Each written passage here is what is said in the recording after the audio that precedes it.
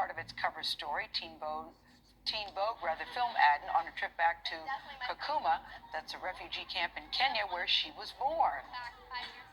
So what do you guys want to be when you grow up? Okay.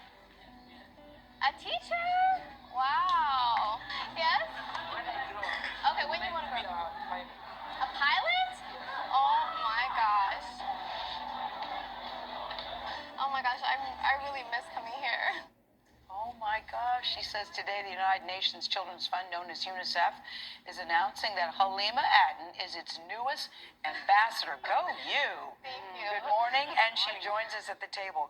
You've got such an amazing life story, Halima. I mean, your story of so many firsts in your life. And you said you never run away from first, and even being born in a refugee camp, you say to yourself, or you want people to know, you don't feel like a victim.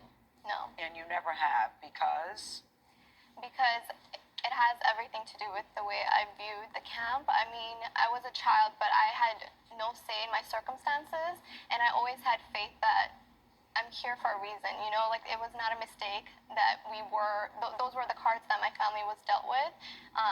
So I think that has a lot to do with like my positive outlook on even the camp, because I had a great...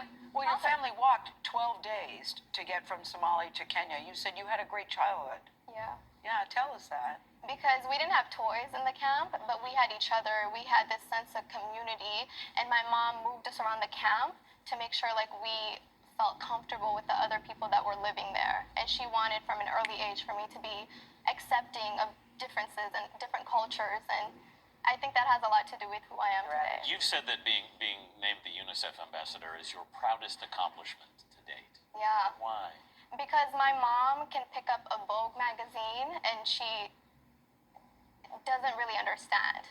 But when I told her about UNICEF, she started crying. You know, when I told her that news, it was like the first time in my modeling career that she was really, truly proud of me, because I think it's like a difference in culture, and she doesn't understand like the impact of being represented for the first time, but she does understand me working with UNICEF. Yeah. Yeah, you've also said that you feel guilty sometimes, and you want to make sure that you've made the best of the opportunity. How do you feel guilty? I feel guilty because for my family to get out, that means millions of other families never got that opportunity. So there's so many little girls out there that will never see the opportunities that I had, you know? And it wasn't easy. Like, it took my family years to go through the vetting process to get into the country, but I feel like, okay, I got here. Now what am I going to do with my life? How can I make sure that I'm empowering the girls that will never have that opportunity that I did? It's rare in America to see a model wearing a hijab.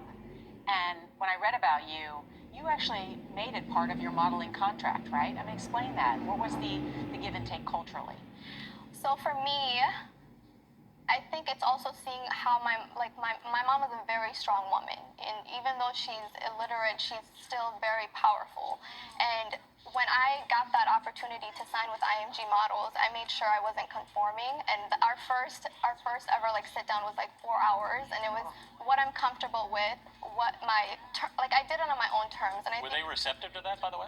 Oh, they loved it. Yeah, they were super supportive, and every time I go on set, I know like the people who are doing the shoot, they already know my requirements. They know what I can wear.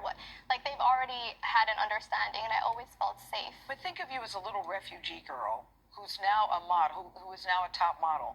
Because did you enter a beauty pageant contest and you were discovered? Yeah. That's what happened? Yeah. That's what happened. So this is like, this is why I say I don't think life is an accident. So in 2016, there was a mall stabbing that happened in my community, actually in St. Cloud. And then that had the media attention, and Huffington Post came down to like interview me just because I went to SCSU. Yeah. And at a peace rally, just to bring the Somali community and like everyone else together to be like, we're united. We're not going to let this instance divide us. There's a photograph that was taken of me playing with this white baby because he kept tugging at my hijab. Yeah. And that went viral in my state. And then it just like one thing after another. And then I did the pageant for scholarship money for school. And then I got discovered. And now you are an ambassador for UNICEF. Incredible story. So Halima nice thank you so much for being with us this morning. You're just getting started, too. Thank you. And you can find a link to